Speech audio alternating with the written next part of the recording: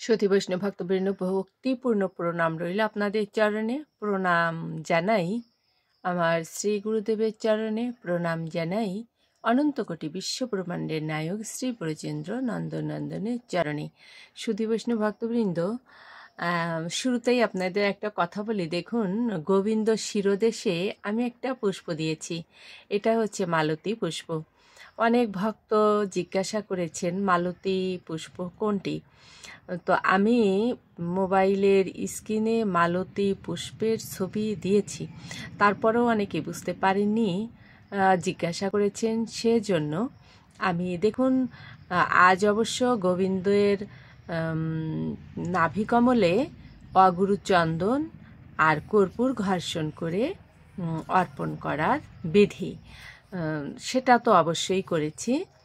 তবে আমরা যে ভগবানের শিরোদেশে পূর্ণিমার দিন, অর্থাৎ শেষের দিন, নভেম্বরের 5, 2025 বুধবার আমরা শিরোদেশে যে মালতী পুষ্পটা অর্পণ করব, সেটা কিভাবে করব আমি তারই একটা নমুনা মাত্র আপনাদের প্রদর্শনীর জন্য দিয়েছি। আপনারা এটা লক্ষ্য করুন।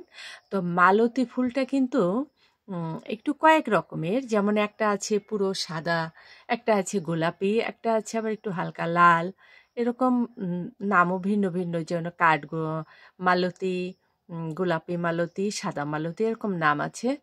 তো সুধী বৈষ্ণব ভক্তবৃন্দ, আপনাদের দর্শনের জন্য মাত্র আমি ভগবানের শিরোদেশে আজ এটা অর্পণ করেছি। আপনারা দর্শন করুন এবং সেভাবে 5ই নভেম্বর বুধবার পূর্ণিমার দিন ভগবানের শিরোদেশে অর্পণ করবেন। আর আজ হচ্ছে 3 তারিখ, 3 নভেম্বর 2025, আজ সোমবার। আজ হচ্ছে ভগবানের নাভিকমলে অর্পণ করতে হবে অগুরু চন্দন আর কর্পূর ঘর্ষণ করে একটি পুষ্পে স্পর্শ করিয়ে নাভিমূলে অর্পণ করতে পারেন, অথবা মধ্যমা বা অনামিকা আঙ্গুলে স্পর্শ করিয়ে সেটাও ভগবানের নাভিমূলে অর্পণ করতে পারেন। দামোদর ভগবানকে, গোপাল ঠাকুরের নাভিমূলে অর্পণ করতে পারেন। সুধী বৈষ্ণব ভক্তবৃন্দ, আসুন এবার আমরা ব্রতী হই। আমরা পর্যায়ক্রমে আজ শ্রীমদ্ ভগবদ গীতার 4th অধ্যায় থেকে জ্ঞানযোগ আমরা 35 নং শ্লোকটি উপস্থাপন করব। আমরা ব্রতী হই। সুধী বৈষ্ণব ভক্তবৃন্দ, আপনাদের বহুবার বলেছি যে আমরা কেন শ্রীমদ্ ভগবদ গীতা প্রতিদিন আমরা চর্চা করব। আমরা প্রতিদিন দেখুন স্নান করি কেন? আমরা শুচি হবার জন্য স্নান করি। তো সেই স্নান আদি করে শুচি হয়ে আমরা ভগবানের চরণে উপনীত হই ভগবানের সেবা দেবার জন্য।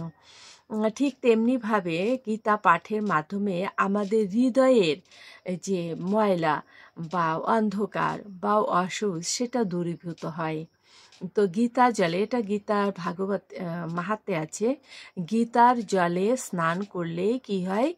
হৃদয় মন পরিশুদ্ধ হয়, ভগবানের সেবার উপযোগী হয়। তো গীতার ভক্তি জলে আমরা স্নান করব। সেই ভক্তি জলটা কি? এক একটা গীতার শ্লোক ভক্তি ভরে অবশ্যই যেন আমরা শ্রবণ বা পাঠ করি। সুধী বৈষ্ণব ভক্তবৃন্দ, আসুন তাহলে আমরা ব্রতী হই। অজ্ঞানতিমিরান্ধস্য জ্ঞানাঞ্জন শালাকয়া চক্ষুরুন্মীলিতাং যেন তস্मै শ্রী গুরুবে নমো। নমো বিষ্ণুপাদায় কৃষ্ণপৃষ্ঠায় ভূতলে শ্রীমতে মহানাম স্বামিনীতে নমামি হে। বাঞ্ছাকল্পতরুভ্যশ্চ কৃপা সিন্ধুভ্যেব চ পতিতানাং পাবনেভ্যো বৈষ্ণবেভ্যো নমো নমো। গুরু কৃপা হি কেবলাম গুরু, কৃপা হি কেবলাম গুরু, কৃপা হি কেবলাম। ওম শ্রী পরমাত্মনে নমঃ। ওম শ্রীমদ্ ভগবতে শ্রী গীতায় নমঃ।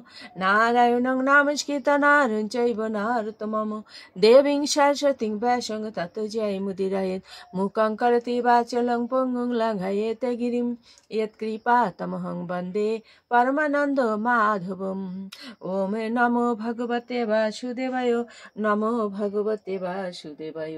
श्रीमद् भगवते श्री गीताय नमो। गीता नमो श्री गीताय नमो। श्रीमद् भगवद गीता 4th अध्याय ज्ञान योग श्लोक संख्या 35।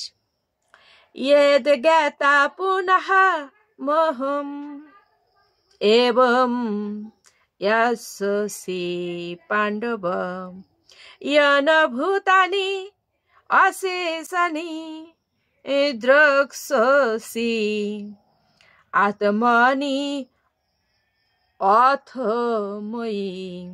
অনুবাদ, হে পাণ্ডব, এভাবে তত্ত্বজ্ঞান লাভ করে তুমি আর মোহগ্রস্ত হবে না, কেননা এই জ্ঞানের দ্বারা তুমি দর্শন করবে যে সমস্ত জীবই আমার বিভিন্ন অংশ, অর্থাৎ তারা সকলেই আমার এবং তারা আমাতে অবস্থিত।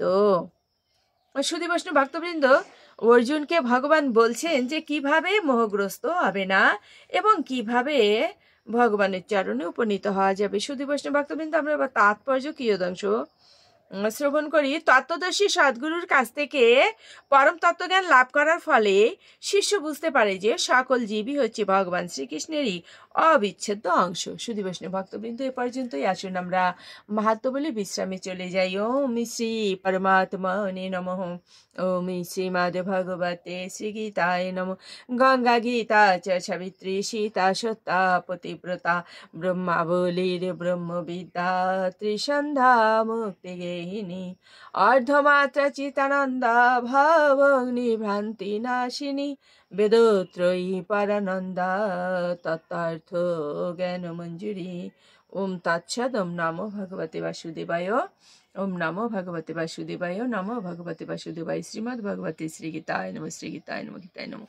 ওম শান্তি, ওম শান্তি, ওম শান্তি, শান্তি শান্তি।